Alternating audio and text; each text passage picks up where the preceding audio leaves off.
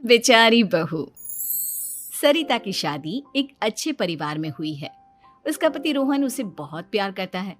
घर में उसकी सास शांति और ननद मीनाक्षी भी है, जो सरिता के किसी काम में दखल अंदाजी नहीं करती।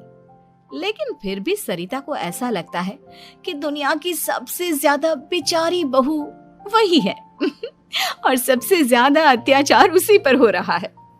माँ जी, ये लीजिए आपकी चाय। अरे बहू, तूने इतनी ज्यादा चीनी क्यों डाल दी चाय में? हाय हाय माँ जी, मैंने तो उतनी ही मीठी बनाई है जितनी मीठी आपको पसंद है। माँ जी, आपको तो मेरे हाथ की चाय अच्छी ही नहीं लगती। जब देखो कुछ न कुछ कमी निकाल ही देती हो। अरे बहू, तू एक बात के पीछे ही पड़ जाती है। मैंने ऐसा कब कहा कि तू रोज चाय खराब बनाती है? सरिता अपने कमरे में चली जाती है और फोन उठाकर अपनी माँ से बात करती है। हेलो माँ, कैसी हो आप? क्या कर रही हो? मैं तो ठीक हूँ, पर तू बता, तेरा मूड कैसा है? तेरी आवाज से लग रहा है कि कुछ तो हुआ है तेरे ससुराल में। अरे क्या बताऊँ माँ, यहाँ तो हर समय मेरे साथ बहुत बुरा व्यवहार होता है। मैंने अपनी सास के लिए इतनी अच्छी चाय बनाई, लेकिन मेरी सास चाय पीते ही मुझे 4 बातें सुना दी। बेटी, तू इतनी छोटी छोटी बातों पर ध्यान ही क्यों देती हो? तुम्हारी सास ने कुछ बोल भी दिया तो क्या हो गया, वो बड़ी है ना तुझसे।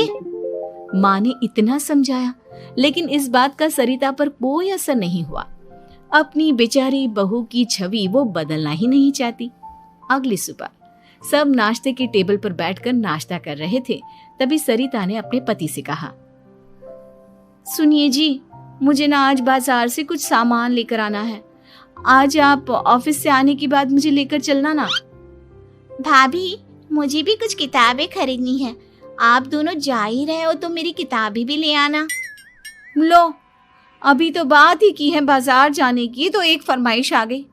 माँ जी, आप भी बता दो कुछ, और हाँ, मोहल्ले वालों से भी बोल दो अगर वो कुछ मंगवाना चाहते हो तो। बेचारी मीनाक्षी अपना सा मुंह लेकर रह गई। ये सब देखकर रोहन से चुप नहीं रह गया और वो गुस्से में बोला, सरिता, क्या हो गया है तुम्हें? मीनाक्षी ने तो सिर्फ किताबों के लिए बोला है। तुम्हें मीनाक्षी से इस तरह से बात नहीं करनी चाहिए। माफी मांगो उससे अभी। क्या? मैं माफी मांगू? दिन भर आपके घर के काम करूं मैं, आपकी और आपके घर वालों की बातें सुनूं मैं, और अब माफी भी मैं मांगू? ऐसा कभी नहीं हो सकता। ये बोलकर सरिता वहां से चली जाती है। एक दिन उनकी पड़ोसन घर आती है। अरे सरिता, क्या कर रही है? और क्या करूंगी भाभी जी, बस घर का काम ही कर रही हूँ। आप बताओ कैसे आना हुआ?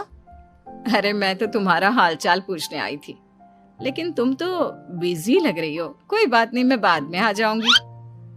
और क्या करूं भाभी जी, जब से शादी होकर आई हूँ ना, बस काम ही कर रही हूँ। और इस घर में ना कोई मेरी कदर नहीं करता। पति है जो बस घर से ऑफिस, ऑफिस से घर। ननद को तो कॉलेज से फुर्सत नहीं। बची सास तो उनका सारा समय मेरी गलतियां निकालने में लग जाता है। अरे ये क्या कह रही हो सरिता? तुम्हारी सास तो पूरे मोहल्ले में तुम्हारी तारीफ करती फिरती है कि तुम बहुत अच्छी हो, पूरा घर तुम्ही ने संभाल रखा है। हाँ तो क्या हुआ, इसमें गलत क्या कहती हैं? सच्ची तो कहती हैं। मेरी मर्जी के बिना इस घर का पत्ता भी नहीं हिलता। शाम को जब रोहन घर आया तो उसने सबसे कहा, कल हम सबको मौसी जी के घर जाना है। उनकी बेटी की शादी है। सब अपनी अपनी पैकिंग कर लो, सुबह होते ही निकल जाएंगे। और सरिता, तुम कान खोलकर सुन लो, वहां जाकर किसी की बुराई भलाई शुरू मत कर देना, नहीं तो मुझसे बुरा कोई नहीं होगा। हाय हाय जी, आप तो ऐसे कह रहे हो जैसे मैं सुबह शाम सबकी बुराई करती फिरती हूँ। आज तक कोई कह नहीं सकता कि मैंने किसी की पीठ पीछे किसी के बारे में कोई बुरी बात बोली हो तो। अरे बस बहू, बात को और ज्यादा आगे मत बढ़ा। हमें सब पता है तो हमारे साथ क्या व्यवहार करती है। ये बात घर तक रखना, शादी में किसी को कुछ मत बोलना, नहीं तो सब कहेंगे कि शांति की बहू कितना बोलती है। हाँ हाँ, सब कुछ तो मैं ही बोलती हूँ ना। आप लोग तो हर समय फूलों की बारिश करते रहते हो मेरे ऊपर। सारी गलती मेरी है जो मैं इस घर में आई। सबका कितना ध्यान रखती हूँ, लेकिन फिर भी मेरी तो आप लोगों की नजर में कोई कदर ही नहीं है। अगली सुबह सब लोग मौसी जी के घर पर चले जाते हैं। वहां पर शादी का माहौल होता है, सब जगह चहल पहल होती है, बहुत सारे मेहमान आए हैं। सरिता को वहां बहुत अच्छा लग रहा है। वो अपने मन में सोचती है, यहाँ कितना अच्छा लग रहा है, कितनी रौनक है। मैं यहाँ